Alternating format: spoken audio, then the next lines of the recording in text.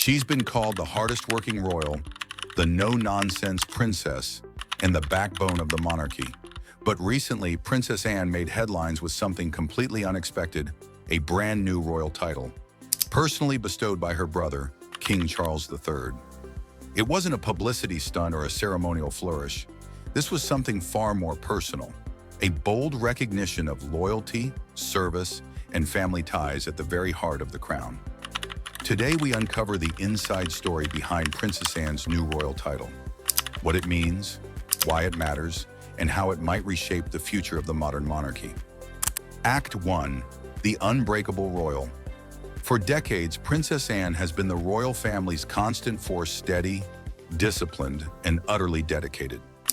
Born in 1950, the only daughter of Queen Elizabeth II and Prince Philip, she grew up in the long shadow of her mother's reign. From an early age, Anne learned the value of duty. While her brothers faced the weight of expectation and scandal, Anne simply worked year after year, engagement after engagement. Today, the Princess Royal carried out her 540th engagement of the year. No frills, no fuss, just results. That dedication earned her quiet admiration across Britain. She's been described as the working engine of the royal machine, a woman who sees her title not as privilege, but as profession. So when King Charles decided to honor her in 2024, royal watchers weren't surprised by the gesture, but they were stunned by what form it took. Act 2. A royal bond like no other. Princess Anne and King Charles share one of the most complex sibling relationships in royal history. As children, they were shaped by a disciplined household. Their parents, Queen Elizabeth and Prince Philip, believed in stoicism, privacy, and purpose. Charles was introspective, sensitive, drawn to art and philosophy. Anne was practical, blunt, and fiercely independent. Though different, they shared the same core value: duty first. Over the years, Anne became Charles's quiet confidant, the one royal who never leaked, never complained, and never sought attention. When Queen Elizabeth II died in 2022, the world saw their bond in its purest form. Anne was the one who accompanied her mother's coffin from Scotland to London. She later said, "It was an honor and a privilege to accompany her on her final journeys." That act of devotion resonated deeply with Charles. He saw in his sister not just loyalty, but living proof of what their mother stood for. Act 3. The bold new title. In early 2024, Buckingham Palace issued a statement.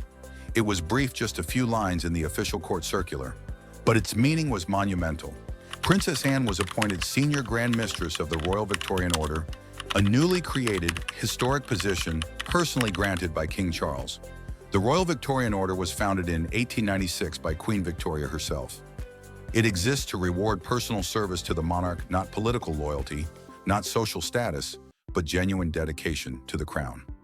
Until now, the role of Grand Master had traditionally been held by a senior royal, usually male. By appointing his sister as Senior Grand Mistress, Charles broke with precedent, creating a title that recognized Anne's lifetime of service directly to the sovereign. It wasn't just ceremonial, it was symbolic. The first time in royal history that a woman was placed at the top of this order of chivalry. In that one move, Charles not only honored his sister, he signaled the direction of his reign: loyalty over lineage, merit over monarchy. Act 4. What this title really means. So what exactly does Senior Grand Mistress mean? At first glance, it sounds like an old-fashioned royal flourish, but inside royal circles, it carries enormous weight. It gives Princess Anne oversight of ceremonial duties within the order, from investitures and honors to representing the king at state functions. More importantly, it's a personal bond of trust. The Royal Victorian Order is the one honor the monarch controls completely. No government, no advisors, no bureaucracy. It's the king saying, "This is my choice." By elevating Anne, Charles effectively made her the guardian of royal service itself, the person who upholds the values his mother built and he hopes to preserve. In an era where the monarchy faces questions about relevance, Anne's appointment reminds the world that the crown is still anchored in work, not wealth. She may not be heir to the throne, but she's now the keeper of its tradition. Act 5. The public reaction. When the news broke, reactions were immediate and overwhelmingly positive. Royal historians praise the appointment as a perfectly fitting tribute. Journalists called it the crown's quiet masterstroke.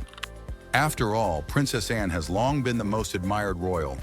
Polls consistently show she outranks even Prince William and Catherine in popularity, not because of glamour, but because of grit. One columnist wrote, "If every royal worked like Anne, there'd be no need for royal reform." And yet, true to form, Anne made no speech, issued no comment, and gave no interviews. Her response was simple. She carried on with her next engagement, as if nothing had happened. That's Princess Anne in a nutshell, unimpressed by titles, uninterested in praise, and unstoppable in her mission. Even her critics admit if the monarchy ever needed an example of pure, unfiltered duty, it's her. Act 6. Why Charles made this decision. But behind this seemingly simple gesture lies deep royal strategy. King Charles is reshaping the monarchy for a new era, smaller, more focused, more transparent. He knows that public trust is fragile. To preserve it, he's leaning on the royals who represent stability rather than spectacle. And no one fits that role better than his sister.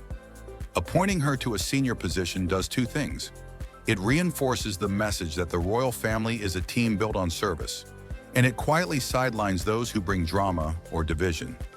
At a time when the younger generation balances global fame with royal duty, Charles's gesture draws a line between celebrity and service. In his sister, he sees the embodiment of what royalty should be: steady, serious, and self-sacrificing. This isn't just a new title, it's a declaration of values. Act 7. The woman behind the title. To understand the full weight of this honor, you have to understand the woman herself. Princess Anne has never courted fame. She prefers muddy boots at a country fair to glittering tiaras at a gala. Her humor is famously dry, her efficiency legendary. She once told a reporter, "You don't hang medals around your neck for turning up." And yet she has turned up more than anyone else, over 20,000 official engagements and countless patronages across the globe. She's a skilled horsewoman, a former Olympian, and a lifelong advocate for Save the Children. When she travels, it's often economy class, without entourage or fanfare. This grounded personality has earned her respect even among critics of the monarchy. People see in her something rare: authenticity.